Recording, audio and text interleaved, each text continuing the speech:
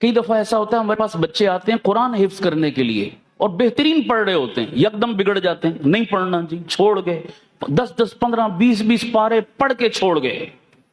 والدین نے بھی زور لگایا، ہم نے بھی زور لگایا، بچہ بگڑا ہوا ہے، نہیں جی قرآن پڑھنا ہی نہیں ہے، نعوذ باللہ۔ ایسے واقعات پیش آئے۔ ایک بچے کے بارے میں یہ واقعہ ہمارے مدرسے میں تو نہیں، ایک اور مدرسے میں پیش آیا، بڑا عجیب واقعہ، غور سے سنیں۔ بچہ بڑا خوبصورت ماشاءاللہ قرآن پڑھ رہا اور بہترین زبردست ذہین بچہ، بگڑ گیا اسی طرح، نہیں پڑھنا چاہیے، چھوڑ دیا۔ ٹل لگائی مدرسے والوں نے، ماں باپ نے، اس نے کہا مجھے اسکول داخل کرا دو، کہیں اور بھیج دو، مدرسے میں نے نہیں جانا۔ ایسا بگڑا قرآن سے، یا اللہ ہو گیا اس کو اتنا قرآن سے دور۔ اس بچے کو پکڑ کر وہ ایک بزرگوں کے پاس، یاد رکھو ایسے مسئلوں کا حل کس کے پاس ہے؟ نہ نانی کے پاس، نہ دادی کے پاس، نہ چاچے کے پاس، نہ تائے کے پاس، کس کے پاس ہے؟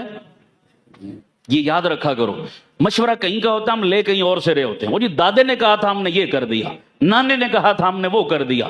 دادے نانے اس معاملے میں مشورہ آپ کو وہ اتھارٹی نہیں ہے، ان کی لائن نہیں ہے، جس کی لائن ہے اس سے مشورہ لیا کرو۔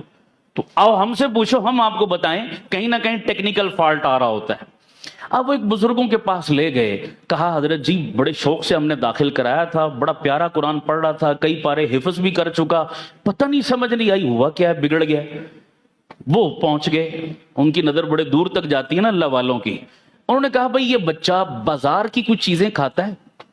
انہوں نے کہا جی اور تو نہیں، جب مدرسے سے چھٹی ہوتی ہے گھر آتا ہے نا تو رستے میں کوئی برگر والا، ریڑی والا، تو اس کے برگر اس کو بڑے پسند ہیں، تو یہ روز آتے جاتے وہاں سے برگر کھاتا ہے۔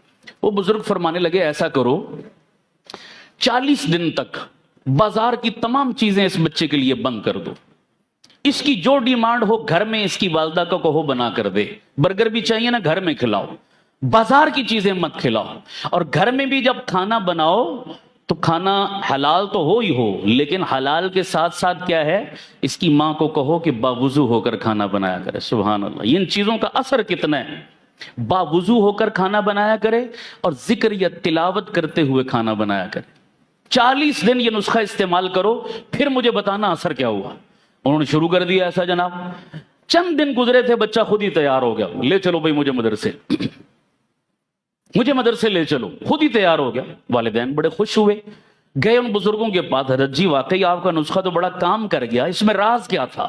فرمانے لگے اکثر، سب کی بات نہیں کر رہا، لیکن اکثر بازار میں جو چیزیں ملتی ہیں کھانے پینے کی، خاص طور پر تیار کی ہوئی، اکثر لوگ بے نمازی ہوتے ہیں۔ اور حدیث بتا رہا ہوں میرے نبی کے فرمان کا مفہوم، ایک بے نمازی کی نحوست 40 گھروں پہ پڑتی ہے۔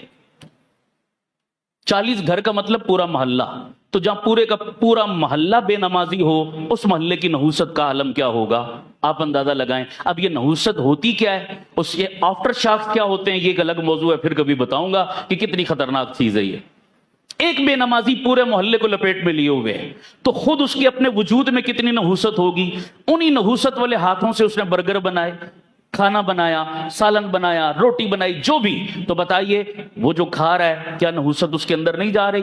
اب نحوست جس کے اندر گئی، اس کا اعمال میں دل لگے گا، تلاوت میں دل لگے گا، نماز میں دل لگے گا؟ کبھی بھی نہیں۔ وہ فرما رہے تھے کہ یہ وجہ تھی جس وجہ سے بچہ بگڑا ہوا تھا اور نہیں اس طرف آ رہا تھا، میں نے آپ کو یہ نسخہ بتایا، وہ کام کر گیا۔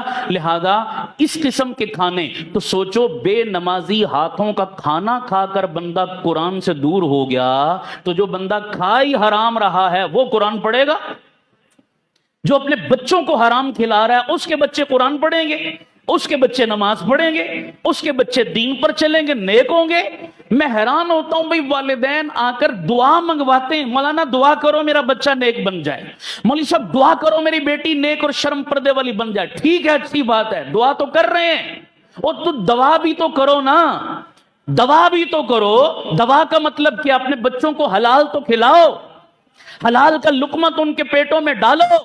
اپنی روزی پر نظر نہیں کر رہے کہ سارا دن مار دھاڑ کر کے دہاڑی لگاتے ہو، جھوٹ اور فراڈ کر کے دہاڑی لگاتے ہو، اور شام کو جو روزی اپنے بچوں کو کھلاتے ہو وہ حرام کھا کر، کیا ہماری دعاؤں سے آپ کا بچہ نیک بن جائے گا؟ کبھی بھی نہیں ہو سکتا، کبھی نہیں ہو سکتا۔ حلال کھلاؤ، پھر دیکھو کہ آپ سے پہلے آپ کا بچہ دوڑ کر مسجد میں آئے گا۔ حلال کھلاؤ، پھر دیکھو آپ کا بچہ آپ کی آنکھوں کی ٹھنڈک کیسے بنے گا۔ یہ اصول ہے۔ ہم لوگ اس طرف توجہ نہیں کرتے کہ ہماری آمدن آ کیسے رہی ہے. پھونک پھونک کر قدم رکھو یارو، یہ بڑا نازک دور ہے، بڑا نازک دور ہے. جب پیسہ آ رہا ہوتا ہے نا دونوں ہاتھوں سے، پھر اچھے اچھے دینداروں کو حلال حرام کی تمیز پھر مٹ جاتی ہے. کہتے ہیں دیہڑی لگاؤ، بس دیہڑی لگاؤ. اس وقت تو دونوں ہاتھوں سے دیہڑیاں لگا لیتے ہو، لیکن پھر جب اس کے آفٹر شاکس آتے ہیں پھر سر پیٹتے ہو، پھر رونا روتے ہو، پھر وظیفے پوچھتے ہو کہ یہ کیا ہو گیا وہ کیا ہو گیا. اس کی بنیاد یہ بھی ہے ایک، اللہ تعالی ہمیں خود بھی اپنی اولادوں کو بھی حلال کا لقمہ دینے کی توفیق عطا فرمائے.